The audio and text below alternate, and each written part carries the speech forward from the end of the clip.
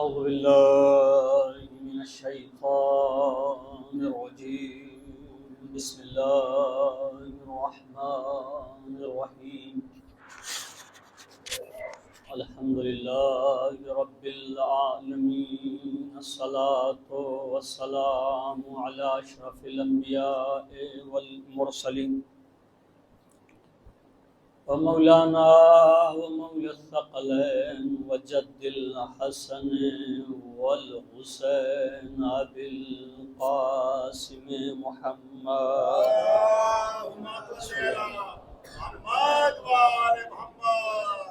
ولعنة الله على أعدائهم أجمعين أما بعد فقد قال الله تعالى وتبارك في القرآن الكريم بسم الله الرحمن الرحيم وَإِذِ ابْتَلَىٰ إِبْرَاهِيمَ رَبُّهُ بِكَلِمَاتٍ فَأَتَمَّهُنَّ قَالَ إِنِّي جَاعِلُكَ لِلنَّاسِ إِمَامًا قَالَ وَمِنْ ذُرِّيَّتِي قَالَ لَا يَنَالُ عَهْدِ الظَّالِمِينَ صلوات پڑھ دیں محمد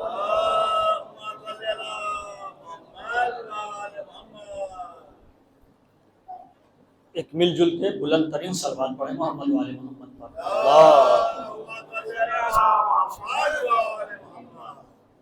مومنین کرام، عزاداران مظلوم کربلا، ماتمداران خانوادہ سیدہ، آپ سب کے سامنے پہلی بار پڑھنے کا شرف حاصل کر رہا ہوں۔ قبل اس سے کہ اپنے موضوع کا آغاز کیا جائے، آج ہو سکتا ہو موضوع کا آغاز میں کر بھی نہ سکوں، لیکن موضوع کا آغاز کرنے سے پہلے کچھ موضوع کی تمہید ہوتی ہے۔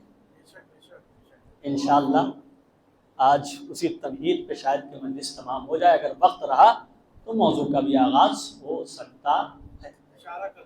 ایک بلند ترین صلوات پڑھیں محمد والے محمد پر۔ دیکھیے، جو سننے کا حق ہے واقعاً ویسے ہی سنیے گا، پہلی مجلس ہے۔ آج مجلس پڑھنے کے بعد میں دیکھوں گا کہ مجھے کیا پڑھنا چاہیے۔ آپ کی جیسی سماعت ہوگی۔ دیکھیے، خطیب اچھا اور برا نہیں ہوتا، کیونکہ خطیب کوئی بھی ہو فضائل آل محمد سناتا ہے۔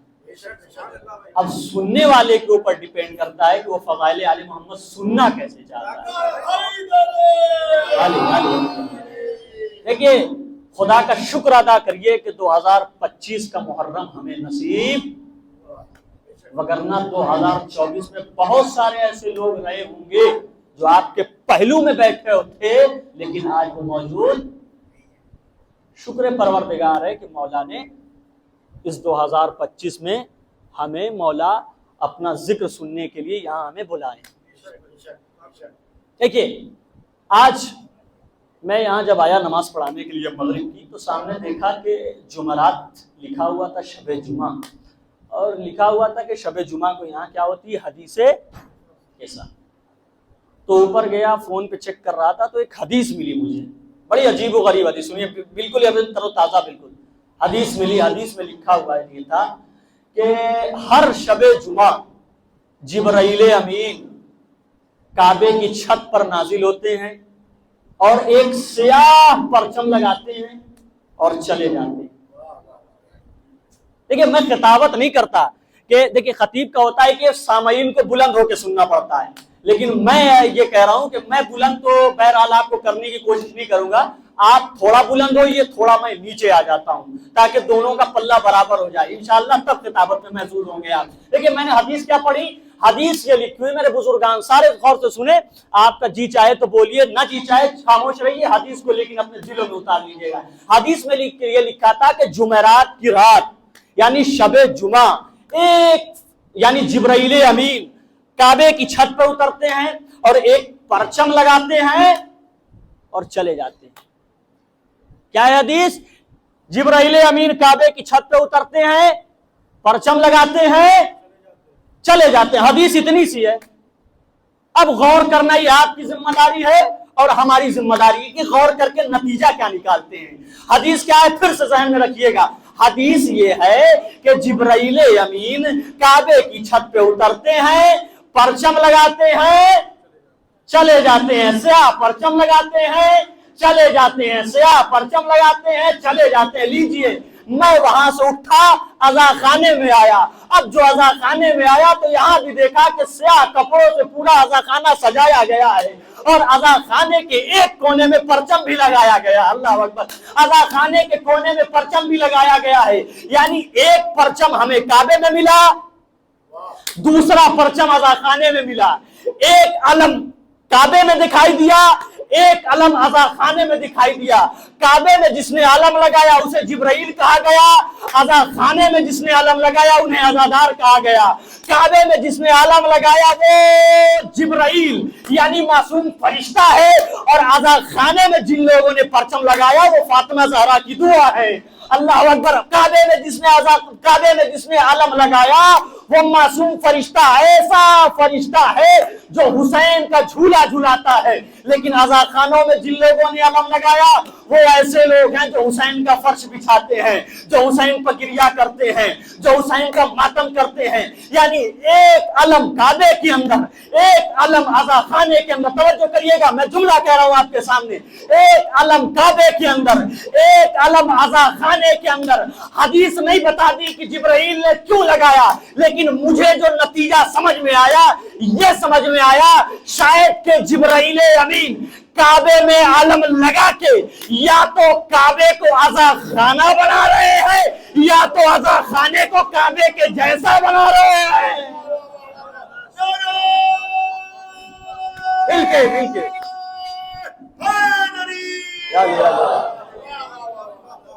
یا تو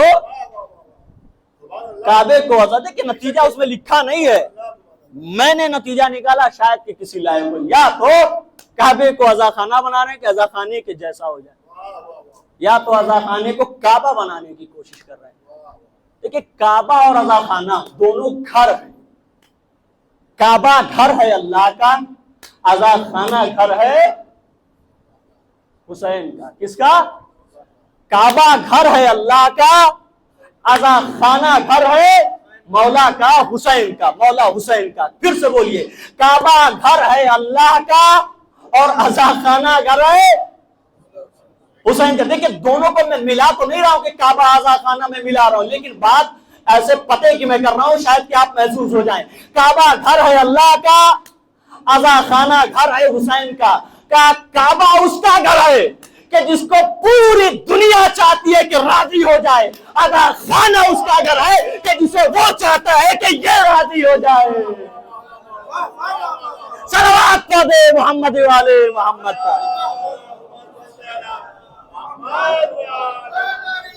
یا ملانی نوبت بات کہہ رہے ہیں، آپ قرآن کی آیت پڑھیے تب سمجھ میں آئے گا۔ یہ ہے، اور جیسے ہی یہاں عزاداروں نے، مولا کے چاہنے والوں نے فرش بچھایا، وہ سال بھر تک جو دکانیں بند تھیں ان کے شٹل اٹھ گئے۔ کیا بھیا فرش اعضا یہ بدعت ہے، یہ علم یہ بدعت ہے، یہ ماتم یہ بدعت ہے، یہ مجلس یہ بدعت ہے۔ کہا کیوں بدعت ہے بھائی؟ اصل میں یہ بات ہے کیونکہ یہ قرآن میں نہیں ہے۔ ان سے ذرا سا پوچھئے گا بھائی صاحب تراویح بھی قرآن میں دکھا دو، یہ ہاتھ باندھ کے نماز پڑھنا یہ بھی تو قرآن میں دکھا دو، یہ گلے کا مسا یہ بھی تو قرآن میں دکھا دو۔ ہر چیز قرآن میں ہوتی نہیں ہے، بلکہ اس کی تشریح، اس کے شان نزول، اس کی تفسیر میں دیکھا جاتا ہے یا نہیں۔ سال بھر تک چپ خاموش، لیکن جہاں عزاداروں کے ہاتھ سینوں پہ آئے یہ گونگے بولنے لگے، ماتم نہ کرو بدعت ہے، ماتم نہ کرو بدعت ہے، ماتم نہ کرو بدعت ہے، ماتم نہ کرو بدعت۔ میں ان کو 4 مصرے سنا کے ان کی روح کو تسلیم دینا چاہوں گا کہ سنو یہ ماتم ہم کس لیے کرتے ہیں؟ اس لیے کیونکہ اٹھتا ہے جو ماتم کو عزادار کا پنجہ تہذیب کے سینے پہ۔ سنیے ہم ماتم کیوں کرتے ہیں؟ اٹھتا ہے جو ماتم کو عزادار کا پنجہ تہذیب کے سینے پہ ہے افکار کا پنجہ، ہر دور میں ہر ظلم کے انکار کا پنجہ۔ ارے اسلام کی بنیاد کا ڈھانچہ بھی یہی ہے، رخسار یزیدی پہ تماچا بھی یہی ہے۔ صلوات پڑھے محمد والے محمد پر۔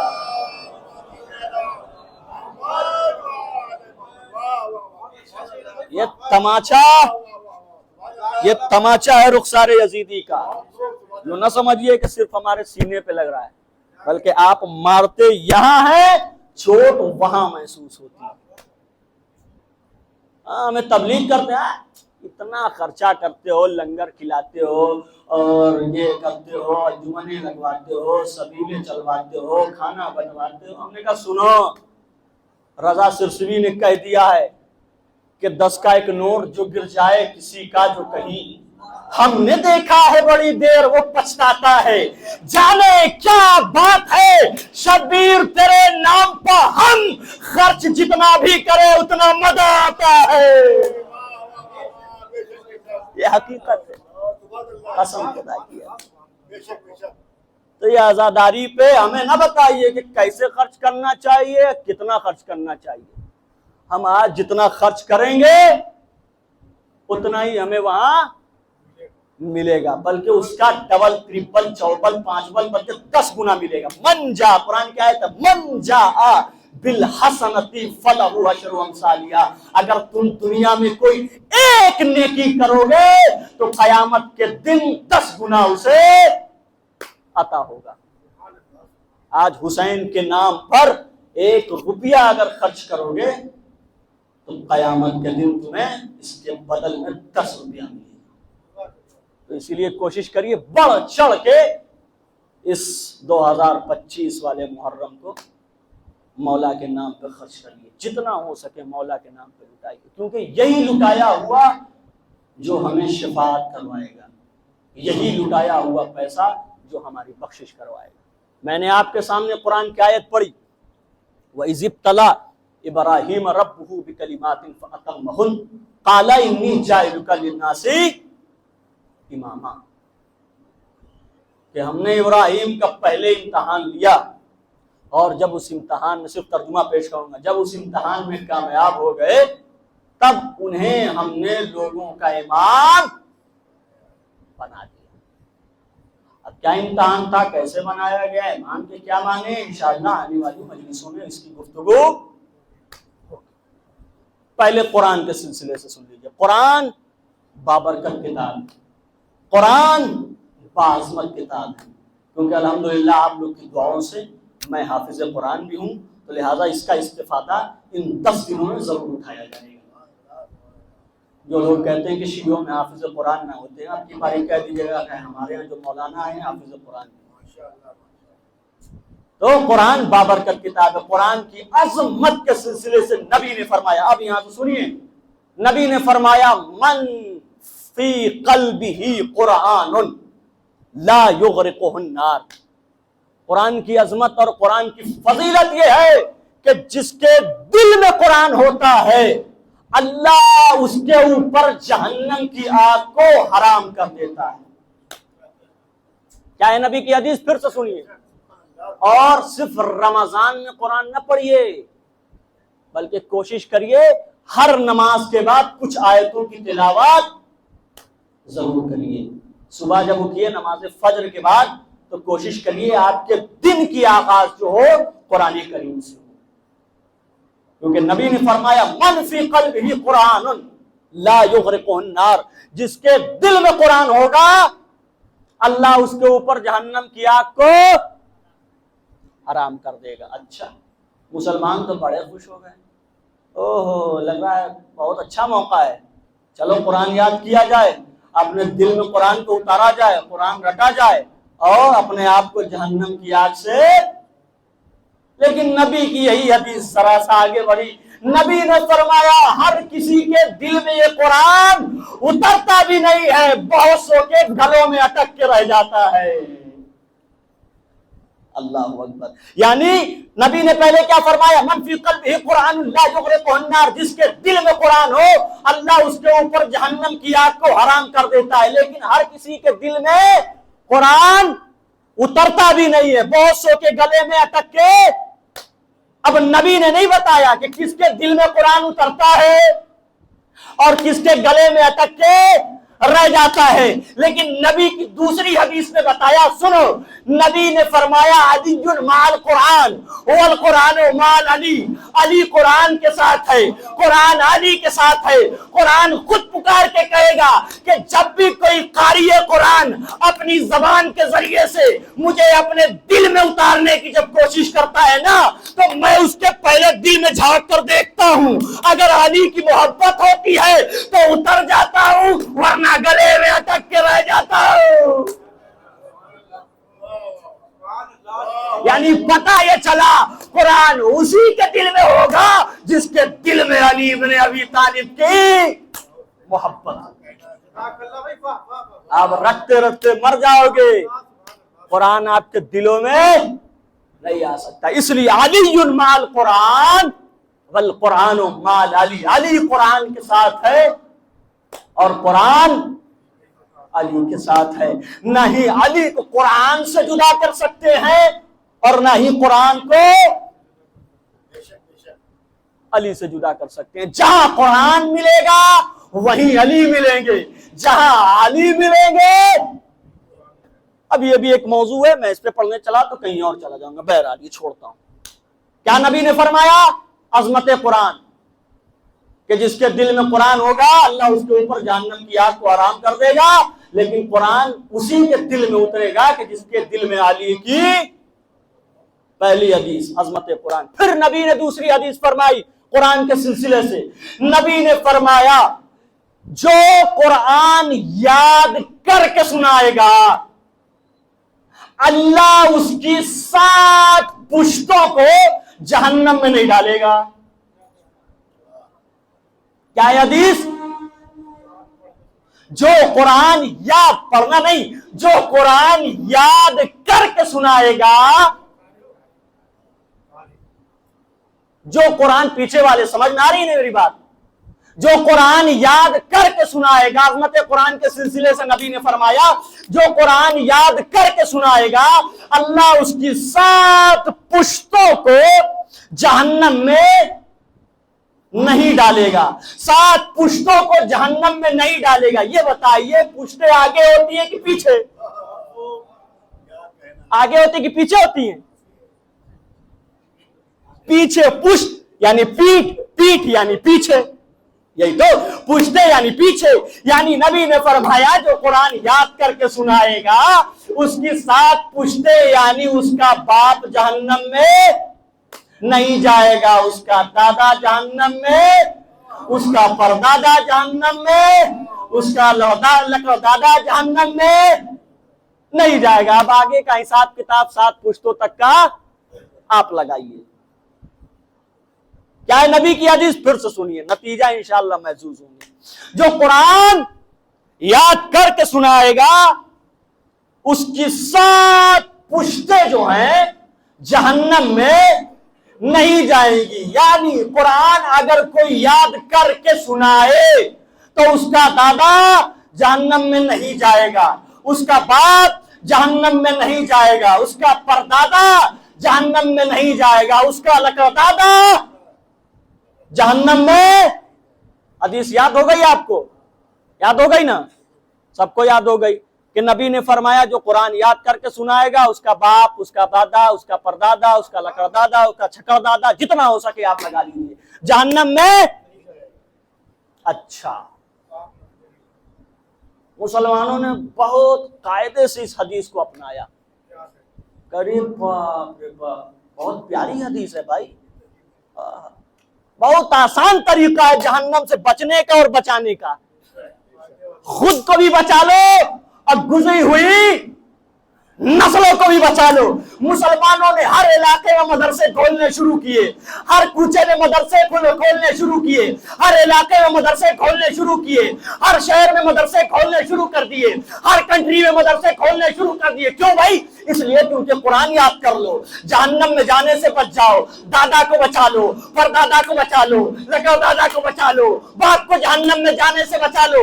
ہر مسلمان نے نبی کی اس حدیث کو اتنا دل سے اپنایا کہ اپنے بچوں کو قرآن یاد کرنا شروع کروا دیا، قرآن رٹوانا شروع کروا دیا، اس لیے کیونکہ خود بھی جہنم میں جانے سے بچ جاؤ، اپنے باپ کو بھی جہنم میں جانے سے بچا لو، اپنے پردادا کو بھی جہنم میں جانے سے بچا لو، اپنے لقب دادا کو بھی جہنم میں یعنی گزری ہوئی 7 نسلوں کو جہنم میں بچانے سے بچا لو۔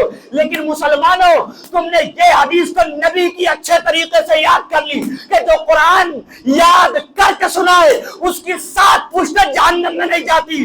سوچو وہ باپ کتنا عظیم ہوگا کہ جس کا بیٹا آتے ہی دستے نبی پہ کبھی قرآن سناتا ہے، کبھی توریت سناتا ہے، کبھی انجیل سناتا ہے، کبھی زبور سناتا ہے۔ صلوات پڑھ دے محمد والے محمد پر۔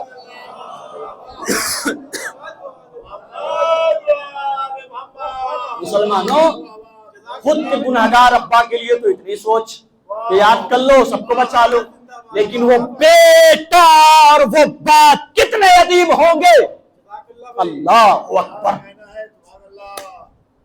کہ جس کا بیٹا آتے ہی دست نبی پہ قرآن بھی سناتا ہے، توریت بھی سناتا ہے، انجیل بھی سناتا ہے، زبور بھی سناتا ہے۔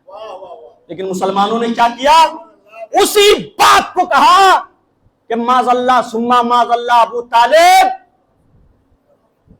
اللہ اکبر، ابو طالب کافر مرے۔ سنیے، ایک بہت بڑی رائٹر گزری ہیں پروفیسر انیتا رائے، جن کا نام ہے پروفیسر انیتا رائے۔ انہوں نے اہل بیت علیہ السلام کی شان میں بہت ساری کتابیں لکھی ہیں، نیٹ پہ آپ سرچ کر لیجئے گا۔ ان کی ایک کتاب ہے حدیث نبی کے سلسلے میں، کئی جلدوں پہ مشتمل ایک کتاب ہے، نیٹ پہ مل جائے گی، انگلش وغیرہ میں ہے، آپ پڑھ لیجئے گا اس کا مطالعہ۔ انہوں نے لکھا، مسلمانوں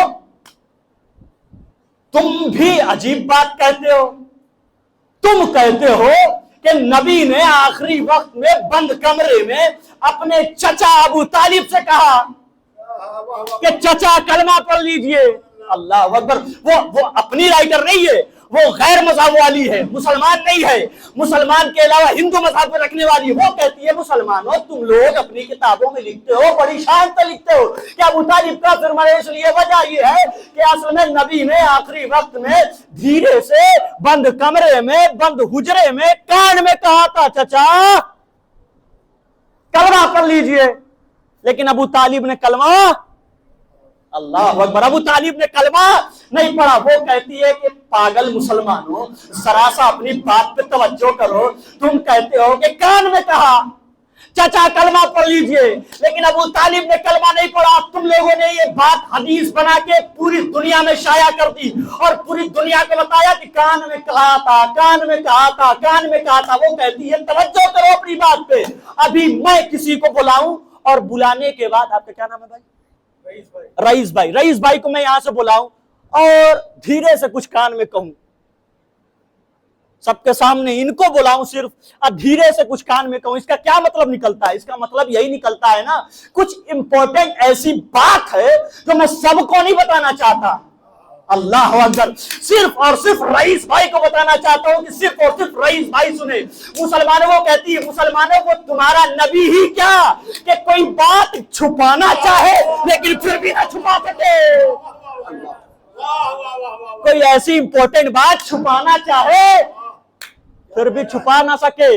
تم لوگوں نے اتنی جلدی سنی، اللہ اکبر، کہ حدیث کی ہر کتاب میں لکھ ڈالا کہ کان میں کہا تھا، کان میں کہا تھا ابو طالب نے کلمہ۔ اب اتنی بات لکھنے کے بعد وہ سوال کرتی ہے، مسلمانوں تمہارا نیٹ ورکنگ سسٹم مجھے سمجھ میں ہی نہیں آتا۔ کیا مطلب؟ کیا مطلب یہ ہے کہ تم لوگوں نے لکھا کہ بند کمرے میں کان میں ابو طالب سے کہا چچا، اللہ اکبر، چچا کلمہ پڑھ لیجئے، لیکن چچا نے کلمہ نہیں پڑھا وہ کہتی ہے کہ تمہارا نیٹ ورکنگ سسٹم مجھے سمجھ میں نہیں آتا، اس لیے کیونکہ میں بھی کبھی کبھار اپنا فون لے کے کسی ایسے علاقے میں پہنچ جاتی ہوں کہ جہاں نیٹ ورک نہیں آتا، گھر میں بیٹھی رہتی ہوں، وہاں نیٹ ورک نہیں ملتا تو میں آنگن میں آ جاتی ہوں، وہاں نہیں ملتا تو میں سڑک پہ چلی جاتی ہوں، وہاں بھی نیٹ ورک نہیں ملتا تو میں روڈ پہ آ جاتی ہوں، چوراہے پہ آ جاتی ہوں، وہاں نہیں ملتا تو میدان میں آ جاتی ہوں، تب نیٹ ورک پکڑ لیتا ہے۔ یعنی گھر سے میدان تک پہنچ گئے، میدان سے گھر تک نہیں ہے۔ مسلمانوں تم لوگوں نے لکھا، ابو طالب کے دھیرے سے کان میں نبی نے کہا تھا چچا کلمہ پڑھ لیجئے، کسی مسلمان نے نہیں سنا، جو بند کمرے میں کہا تھا، لیکن جو سب مسلمانوں نے سنا، لیکن جو بات کھلے میدان میں 1.25 حاجیوں کے سامنے من کن تو مولا دکھا کے کہا تھا، علی کو مولا بنایا تھا، کسی مسلمانوں نے بھی نہیں سنا۔ مل کے جو بات دھیرے سے بند کمرے میں کہی تھی ساروں نے نہ سنا، لیکن جو بات کھلے میدان میں کہی تھی اتنے بہرے تھے کہ 1400 سال گزر گئے آج تک نہیں سن پائے۔ اور انشاءاللہ اگر یہی کیفیت رہی تو کبھی سن بھی، کیونکہ یہ کان کے بہرے نہیں ہیں، قرآن والے دل کے بہرے ہیں، اور علی کے ولایت کان کے بہروں کو تو سنائی دے دیتی ہے، لیکن جو دل کا بہرا ہوتا ہے اسے نہیں سنائی دیتی۔ سمم بکم عمی فہم لا یعقلون، یہ اندھے، یہ بہرے، یہ گونگے، یہ ظاہری گونگے اندھے بہرے کی قرآن گفتگو نہیں کر رہا، جو کان سے نہیں بلکہ دل سے اندھا ہے، جو آنکھ سے نہیں بلکہ دل سے اندھا ہے، جو کان سے بہرا نہیں بلکہ دل سے بہرا ہے، جو زبان سے بہرا نہیں بلکہ دل سے بہرا ہے۔ اور جو بھی دل کا بہرا ہوگا اسے علی کی ولایت سمجھ میں، تو بات کہاں مڑ گئی؟ کیا نبی نے فرمایا کہ جو قرآن یاد کر کے سنائے گا اس کی 7 پشتے جو ہیں جہنم میں۔ دیکھیے حدیث یاد ہونی چاہیے آپ لوگ کو بھی، آج جتنی حدیث میں پڑھوں گا اور انشاءاللہ جیسے جیسے پڑھتا رہوں گا حدیث، وہ کم از کم اردو میں تو یاد ہونی چاہیے آپ کو۔ ہو سکتا ہے میں کسی کو روک کے پوچھ لوں بھائی صاحب جو حدیث سنائی تھی ہم نے کم از کم اردو کا مفہوم یاد ہے یا نہیں؟ دیکھتا ہوں کہ آپ کی سماعت کتنی بلند ہے۔ ہاں انشاءاللہ 10 کو پوچھ لوں، 12 کو پوچھ لوں، 11 کو پوچھ لوں، جب تک رہوں گا بیچ میں کبھی بھی پوچھ سکتا ہوں۔ غور سے سنیے گا میری بات، اسی لیے تو جو قرآن یاد کر کے سنائے اس کی 7 پشتے جو ہیں، دیکھیں ایسے اطمینان سے گفتگو کروں گا، میں زیادہ ادھر ادھر کر کے نہیں کر پاتا ہوں، جو حقیقت ہے۔ جو قرآن یاد کر کے سنائے اس کی 7 پشتے جو ہیں جہنم میں نہیں جائیں گے۔ مسلمانوں نے اپنے اپنے بچوں کو حافظ قرآن بنانا شروع کر دیا تاکہ جہنم میں جانے سے بچ جائیں، لیکن مسلمانوں نے یہ نہیں سوچا کہ وہ بات کتنا عظیم ہوگا کہ جس کے بچے نے دست نبی پہ 3 دن کی حالت میں قرآن بھی سنایا، توریت بھی سنایا، انجیل بھی سنایا، زبور بھی سنایا۔ وہ بات کتنا عظیم۔ اچھا مولا علی نے کتنی کتابیں پڑھی بھائی؟ آسمانی جو 4 کتاب ہیں ان چاروں کی تلاوت مولا علی نے 3 دن کی حالت میں کی۔ اچھا کیا ماشاءاللہ مسلسل مجلسیں ہوتی رہتی، مجھ سے پہلے بہترین سے بہترین خطیب آئے، پڑھ کے چلے گئے، میرے بعد بھی بہترین اور اچھے سے اچھے خطیب حضرات آئیں گے، خطابت کریں گے اور چلے جائیں گے۔ پچھلے سال ایک مولانا آئے تھے آپ کے یہاں سفر میں، غالباً مولانا عادل عباس صاحب، یاد ہے سب کو نام؟ کیونکہ میں انہی کو جانتا ہوں تو لہٰذا انہی سے گفتگو کر رہا ہوں۔ مولانا عادل عباس سفر میں آئے تھے، شاید کہ اس سال بھی وہ آئیں گے۔ اب پچھلے سال انہوں نے مجلس پڑھی، جو بھی پڑھی ہمیں نہیں معلوم کیا پڑھی کیا نہیں پڑھی، کیا موضوع تھا، کیا ٹاپک تھا، مجھے علم ہی نہیں ہے۔ وہ آئے اور مجلس پڑھی، اور مجلس پڑھنے کے بعد آپ کے یہاں سے پچھلے سال چلے گئے۔ میں یہاں آج شام میں آیا 4 بجے، سہیل صاحب جو پرمکھ ہیں وہ کہنے لگے مولانا صاحب آپ جس ٹاپک پہ مولانا عادل صاحب پچھلے سال مجلس پڑھ کے گئے تھے، میرا دل یہ ہے کہ آپ بھی اسی ٹاپک پہ اس سال مجلس پڑھیے جس موضوع پہ مولانا عادل صاحب نے یہاں تقریر کی تھی، آپ بھی اسی ٹاپک اور اسی موضوع پہ آج عشرہ محرم 2025 کی مجلسیں پڑھیے۔ میں پوچھوں گا بھائی، سب سے ایک ایک کر کے پوچھ لوں گا، بھیا عادل صاحب کا کیا موضوع تھا، مولانا صاحب کا کیا ٹاپک تھا؟ لوگ بتائیں گے کہ بھائی صاحب مولانا عادل صاحب کا یہ موضوع یہ ٹاپک تھا، تو میں جاؤں گا، کچھ کتابیں بھی ساتھ لایا ہوں، کچھ فون میں کتابیں، میں جاؤں گا تھوڑی دیر مطالعہ کروں گا، اور مطالعہ کر کے بعد کچھ نہ کچھ مواد نکال کے لاؤں گا، پڑھ لے جاؤں گا۔ لیکن اسی اسنا میں ایک صاحب اور آ گئے، کہنے لگے اس سال پھر مولانا عادل صاحب آنے والے ہیں۔ میرا دل یہ ہے کہ وہ اس سال جس ٹاپک پہ مجلس پڑھیں گے، اللہ اکبر، آج بھی اسی ٹاپک پہ مجلس پڑھیے۔ میں کہوں گا ہمارا دماغ تو آپ کا خراب نہیں ہو گیا، کیسی اوڑی بوڑی بات کر رہے ہیں؟ مولانا عادل صاحب ابھی آئے نہیں، مجلس ہوئی نہیں، ٹاپک پتا نہیں، موضوع معلوم نہیں، میں کیسے پڑھ سکتا ہوں؟ یعنی پتہ یہ چلا، سنیے گا، پتہ یہ چلا گزرے ہوئے موضوع پر بولنا آسان ہے، اللہ اکبر، آنے والے موضوع پر بولنا آسان۔ پھر سے بولیے، ایک ایک فرق تک بات پہنچنی چاہیے۔ گزرے ہوئے موضوع پر ٹاپک پر بولنا آسان ہے، آنے والے موضوع اور ٹاپک پر بولنا آسان۔ گزرے ہوئے موضوع پر بولنا، پھر سے گزرے ہوئے موضوع پہ بولنا آسان ہے، آنے والے موضوع اور ٹاپک پہ بولنا آسان نہیں ہے۔ علی نے توریت کی تلاوت کی، آسان تھی کیونکہ نازل ہو چکی تھی۔ علی نے زبور کی تلاوت کی، آسان تھی کیونکہ نازل ہو چکی تھی۔ علی نے توریت کی تلاوت کی، آسان تھی کیونکہ نازل ہو چکی تھی۔ لیکن قسم خدا کی، علی نے کمال یہ کر دیا، اس قرآن کی بھی تلاوت کر دی جو ابھی نازل ہی نہیں ہوا۔ صلوات پڑھ دے محمد والے محمد پر۔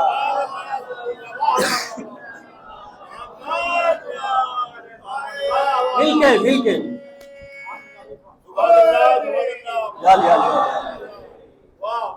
علی نے اس قرآن کی بھی تلاوت کر دی جو ابھی نازل ہی۔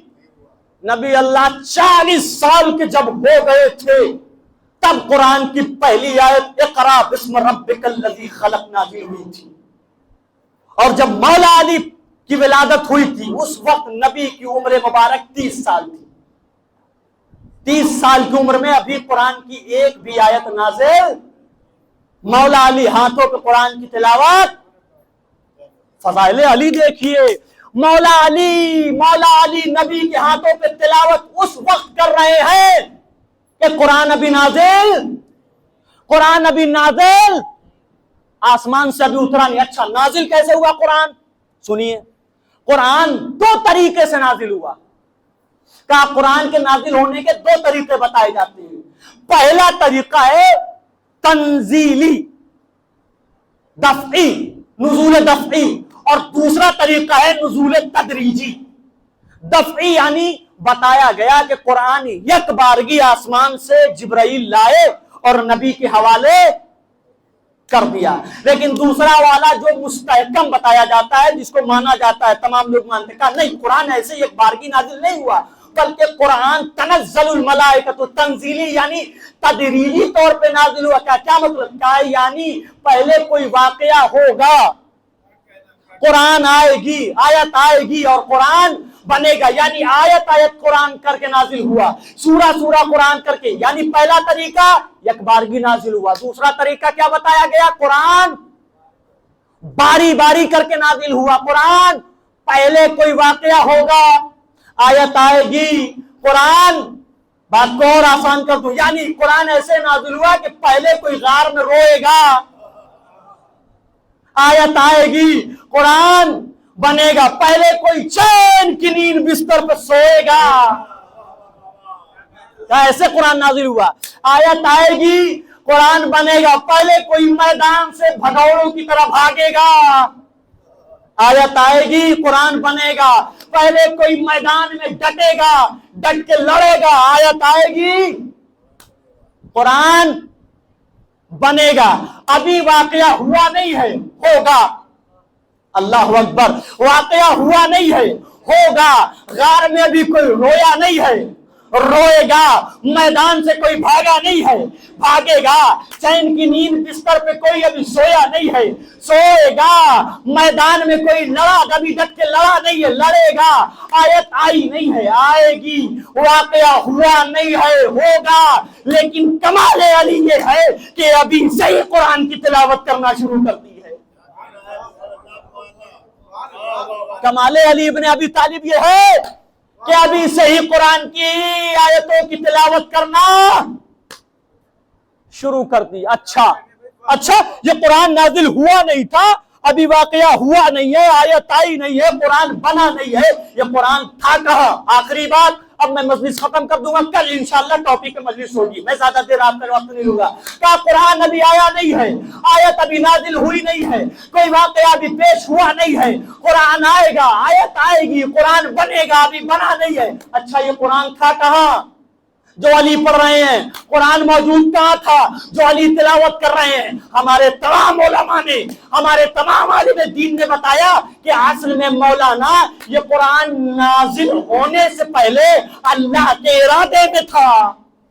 अल्लाह अकबर, कुरान नाजिल होने से पहले अल्लाह के इरादे में था। अब जुमला कह रहा हूं, जैसे जी चाहे आपका सुनिए। अब मौला की फजीलत में जैसे जी चाहे आप बोलिए। कुरान अभी नाजिल हुआ नहीं है, अली पढ़ रहे हैं, उलमा ने बताया कुरान नाजिल होने से पहले अल्लाह के इरादे में था। यानी पता ये चला, जो लोगों के इरादे को जाने उसे जली कहते हैं, जो जली के इरादे को जाने उसे अली। सलावत पढ़ दे मोहम्मद वाले मोहम्मद पर।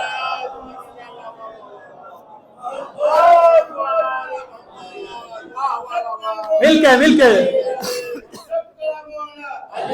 पहली मजलिस हो जाएगा धीरे-धीरे। अले अले अले अले अले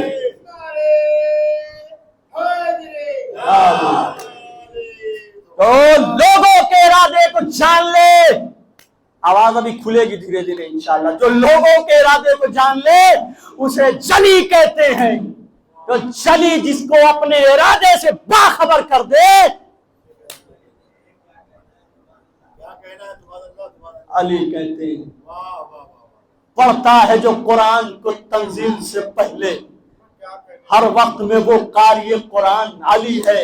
मत पहला मुसलमान कहो मेरे अली को, पहला नहीं पहले से मुसलमान। सलावत पढ़ दे मोहम्मद वाले मोहम्मद पर।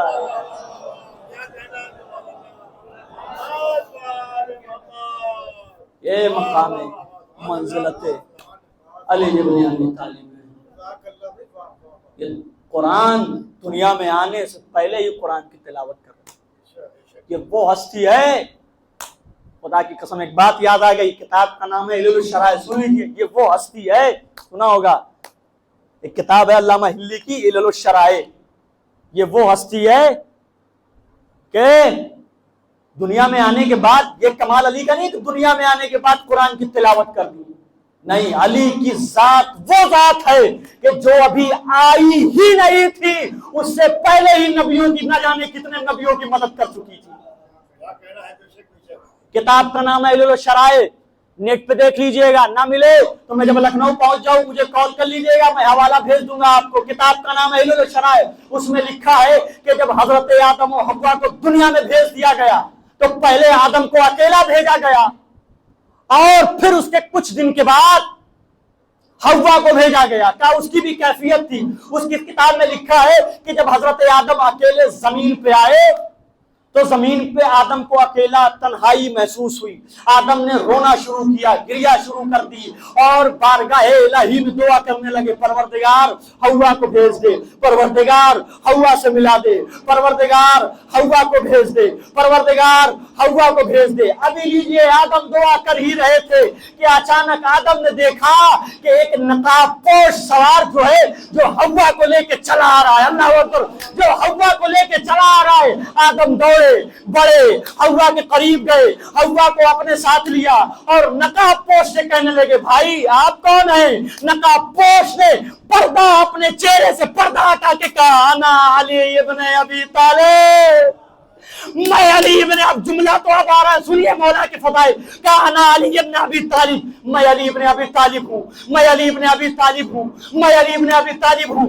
آدم نے پھر پلٹ کے کہا اچھا آپ علی ابن ابی طالب ہیں، میں نے آپ سے تھوڑی ہوا کو مانگا تھا، اللہ اکبر، جملہ سنیے گا، میں نے آپ سے تھوڑی ہوا کو مانگا تھا، کہا کس سے مانگا تھا؟ کہا ہم نے تو علی سے مانگا تھا، اللہ سے مانگا تھا۔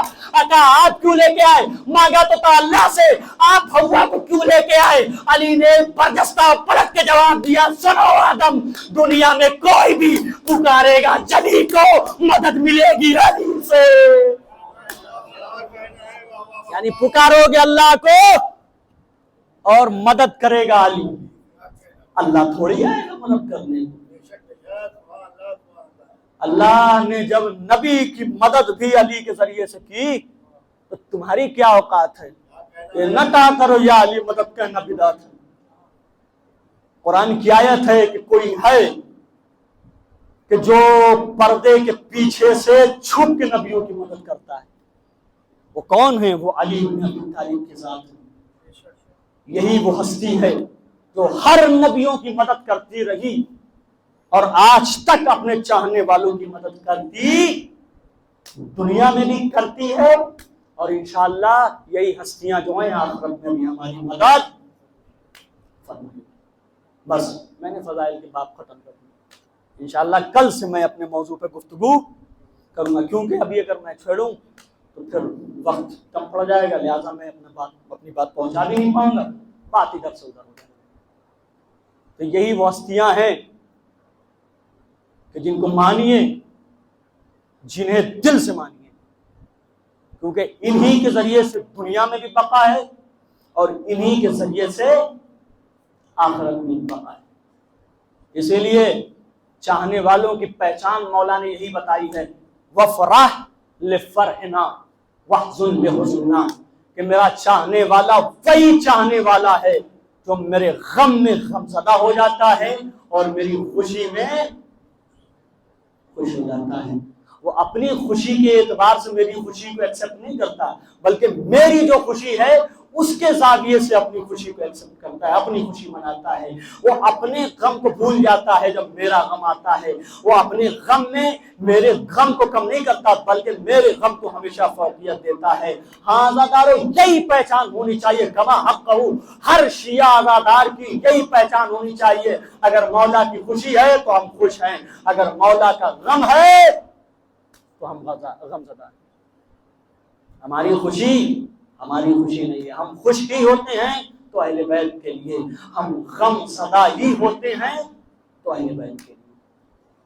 ہاں غدارو، آج ہم مولا کے غم میں غم زدہ ہو کے بتا رہے ہیں مولا دیکھیے ہم آپ سے محبت کرتے ہیں، ہم ہی آپ کے چاہنے والے ہیں۔ مولا آج ہمارے گھر کا کوئی نہیں مرا ہے، مولا آج ہمارے گھر میں کوئی غم نہیں ہے، لیکن ہم غم صرف اور صرف اس لیے منا رہے ہیں کیونکہ آپ کا گھر برباد ہو گیا، مولا آپ کا گھر اجڑ گیا۔ عزادارو، آج فلک پہ چاند نمودار ہو گیا ہے، ہر عزاخانے میں صفے امام حسین بچھا دی گئی، ہر عزاداروں کے جسم پہ سیاہ لباس آ گئے۔ ارباب عزا، جی کھول کے حسین کا غم منائیے گا۔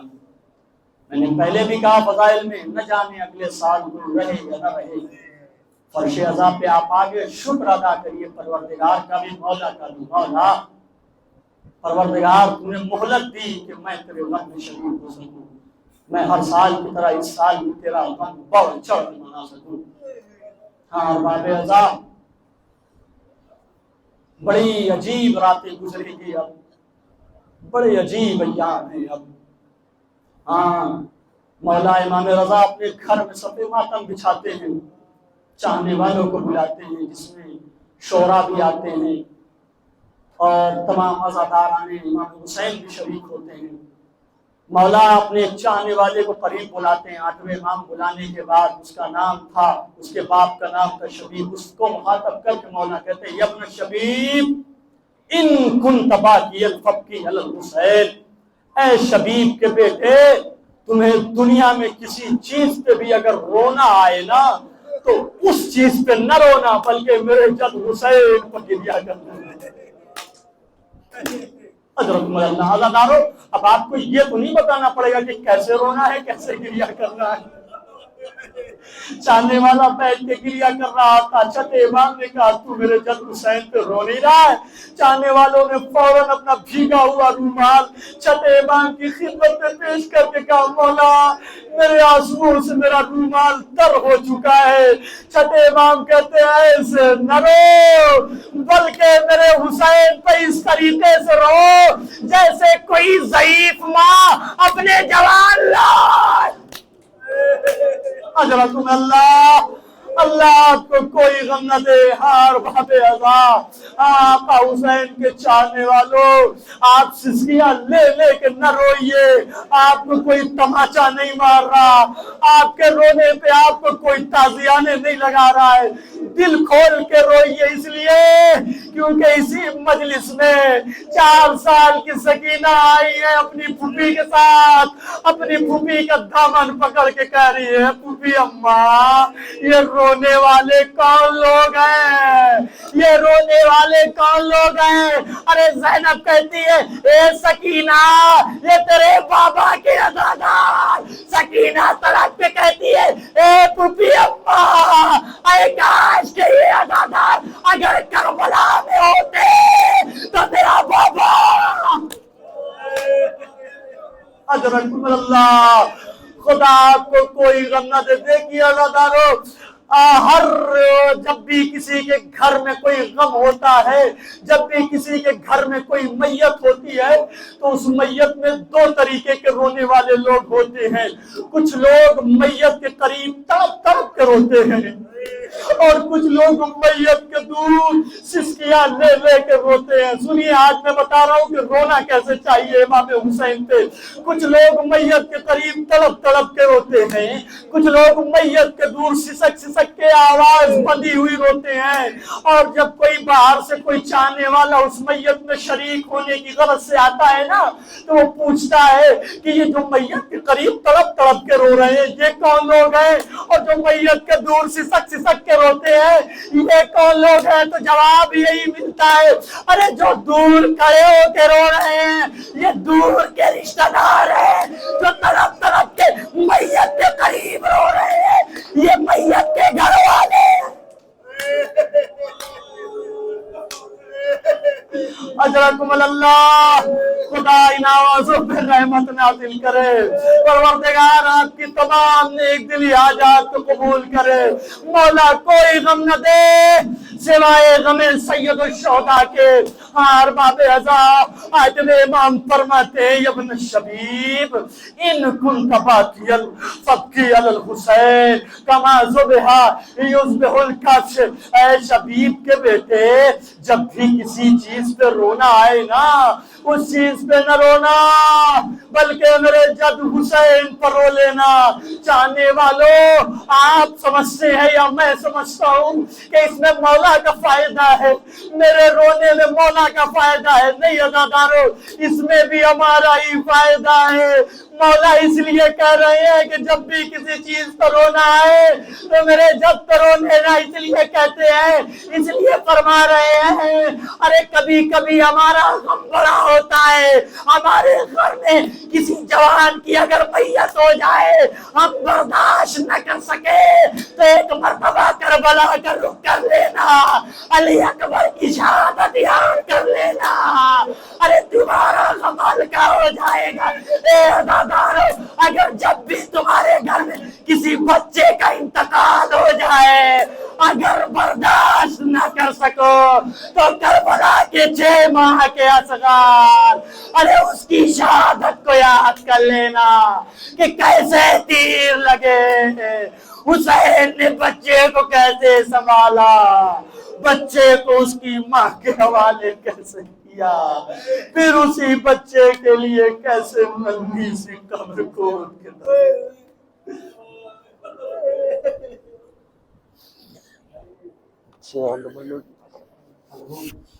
انا للہ و انا الیہ راجعون.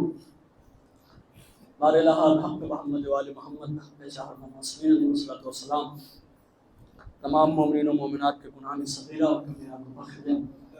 بار الہ الحق محمد وآل محمد بحق شاہد مسلمین علیہ الصلوۃ والسلام تمام مومنین و مومنات کے دلی حاجات کو نصیب فرما، پریشانیوں کو دور فرما. بار الہ سب سے اہم اور اہم ترین دعا یہ ہے کہ ہمارے زمانے کے امام کے ذکر متعجب فرما اور ہم سب کو بھی اعمال صالح شمار فرما. ربنا تقبل منا انك انت السميع العليم. ماتم حسین صلی اللہ علیہ وسلم.